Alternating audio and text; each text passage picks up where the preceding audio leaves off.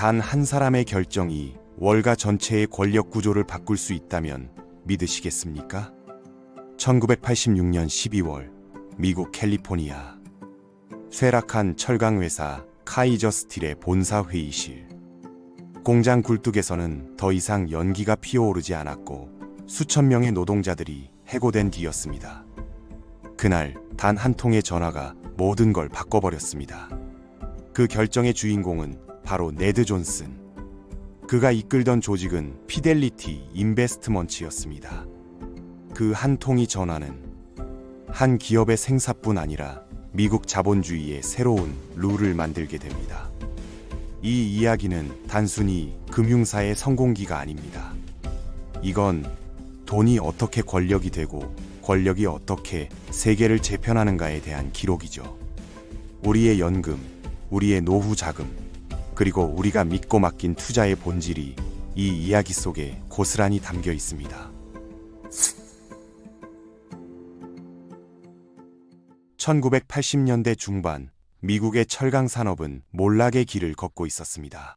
전후 산업화의 상징이었던 철강 제국들은 값싼 아시아산 철강에 밀렸고 자동화와 해외 생산이 급증하면서 수만 명의 노동자들이 일자리를 잃었습니다.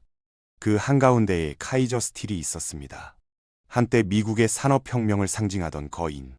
1941년 헨리 카이저가 후보된 건설의 영웅으로 이름을 떨친 바로 그 기업이었죠. 하지만 시대는 이미 그들을 버려두고 앞서가고 있었죠. 더 최악인 건 내부였습니다. 전용기 세대, 사장 전용 별장, 그리고 억대 보너스. 그들은 회사가 무너지는 동안 자신들의 자산만 지키려 했습니다. 그때 등장한 인물이 있었죠. 브루스 핸들이, 냉철하고 무자비한 기업 사냥꾼. 그의 목표는 단 하나. 카이저를 해체해 팔아치운다. 그는 이미 이사회 의석 절반 이상을 장악했고 칼날을 갈고 있었습니다. 모두가 핸드리가 승리할 거라 확신했습니다. 이 모든 판을 뒤집을 진짜 권력자가 따로 있었죠. 그는 바로 네드 존슨, 피델리티의 CEO였습니다. 1986년 당시 피델리티는 650억 달러, 오늘날 가치로 약 1000조 원에 넘는 천문학적 자산을 운용하고 있었습니다. 이 돈은 수백만 명의 평범한 투자자, 교사, 노동자, 퇴직자들의 돈이었죠. 하지만 놀랍게도 그들의 투자금으로 만들어진 의결권은 단 한 사람의 손에 집중되어 있었습니다.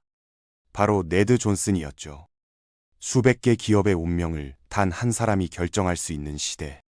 그게 바로 1980년대 월가의 현실이었습니다. 그리고 카이저 사태는 그 권력이 처음으로 직접 행사된 순간이었어요. 주주총회 전날 밤 월가 전체가 숨을 죽였습니다. 네드 존슨은 선택해야 했습니다. 무능한 기존 경영진을 지지할 것인가? 아니면 탐욕스러운 기업 사냥꾼들에게 회사를 넘길 것인가? 그는 카이저 사태를 단순한 투자 손실 문제가 아니라 자본이 주인의 역할을 되찾을 기회로 봤습니다. 그리고 역사적인 날, 그는 전례 없는 결정을 내립니다. 피델리티는 현 경영진을 해고하고 핸드리의 기업 해체 계획도 거부했습니다. 대신 피델리티가 직접 새로운 최고 경영자를 선임하고 카이저의 재건을 주도하기로 결정한 겁니다. 이는 명백히 전례 없는 일이었습니다. 당시만 해도 뮤추얼 펀드는 중립적 투자자로 간주됐습니다. 즉, 주식을 보유하되 경영에는 개입하지 않는 존재였죠. 하지만 이 결정은 한 투자 회사가 기업의 실질적 주인으로 나선 최초의 사례가 되었습니다. 그날 이후 월스트리트는 달라졌습니다. 돈이 표를 가진다는 원칙이 돈이 경영을 결정한다로 바뀐 겁니다. 이건 단순히 카이저의 이야기가 아닙니다. 월가 권력의 진짜 주인이 드러난 순간이었어요. 피델리티 제국은 하루아침에 만들어진 게 아닙니다. 그 뿌리는 1946년 네드의 아버지 에드워드 크로스비 존슨 2세로부터 시작됩니다. 그는 미국 건국의 아버지 중 한 명인 벤저민 프랭클린의 후손이었죠. 프랭클린은 복리의 힘을 세상 누구보다 잘 이해했던 인물이었습니다. 그는 사후 자신의 재산을 100년 동안 투자해 불린 뒤 기부하도록 유언을 남겼고, 이 실험이 바로 현대 뮤추얼 펀드의 원형이 되었어요. 그 철학을 물려받은 에드워드 존스는 하버드 로스쿨을 다니다가 한 권의 책을 읽고 인생이 바뀝니다. 그 책의 주인공은 제시 리버모어. 1906년 샌프란시스코 대지진 직전 유니언 퍼시픽 주식을 공매도해 일주일 만에 750만 달러를 번 전설적인 투기꾼이었죠. 존스는 그를 보고 결심합니다. 나도 저렇게 부를 창조하겠다. 하지만 세상은 그렇게 호락호락하지 않았습니다. 그가 월가에 발을 들인 직후 1929년 대공황이 터졌어요. 대공황 이후 금융업은 국민의 불신을 받았습니다. 그때 존스는 신뢰를 상품으로 팔았습니다. 당신의 돈은 전문가가 안전하게 불려드립니다. 그 단순한 문장이 미국 중산층의 마음을 사로잡았죠. 피델리티 펀드는 투기가 아닌 안정을 내세운 최초의 펀드였습니다. 피델리티는 곧 서민의 자산관리인으로 자리 잡았고 존슨 가문은 그 위에 가문의 제국을 세웠습니다. 피델리티의 성공은 한 사람의 천재가 아니라 재능 있는 인물들을 적재적소에 배치한 전략에서 비롯됐습니다. 그 중심에는 두 인물이 있었습니다. 피터 린치, 그리고 제리 타이. 피터 린치는 마젤란 펀드를 이끌며 13년간 연평균 29%의 수익률을 냈습니다.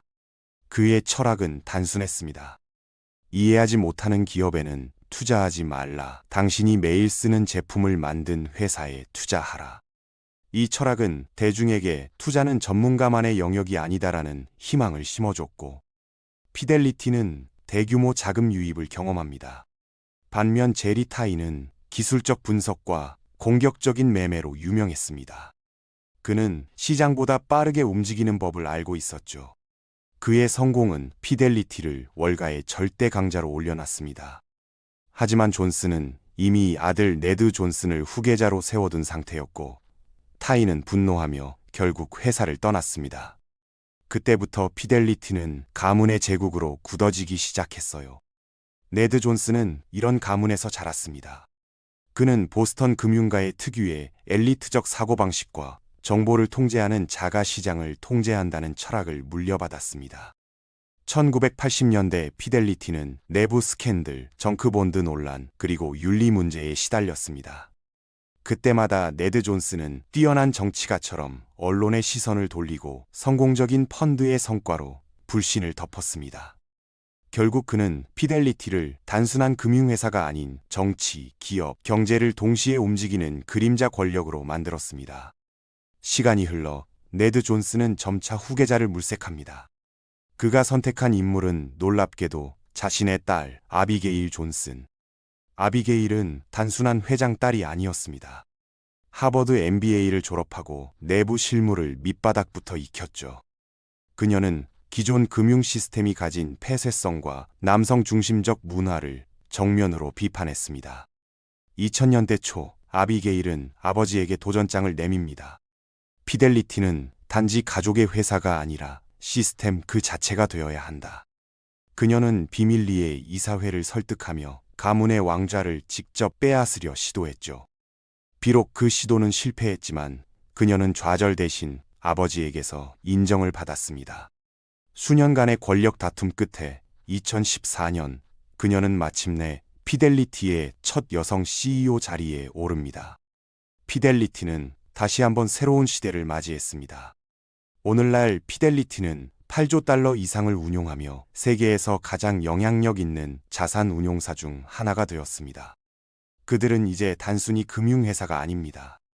기업의 경영진을 바꾸고 정책 결정을 좌우하며 심지어 정치와 사회 정책에도 영향을 미치는 보이지 않는 정부가 되었죠. 하지만 여기엔 중요한 질문이 남습니다. 이 거대한 권력은 누구를 위해 존재하는가? 피델리티는 여전히 투자자의 이익을 내세우지만 실제로는 단 몇 명의 인물들이 수천 개의 기업의 방향을 결정하고 있습니다. 효율성과 집중은 얻었지만 민주적 통제는 사라졌습니다. 1986년 네드 존슨의 그 결정은 카이저 스틸의 운명을 바꾼 사건으로만 남지 않았습니다.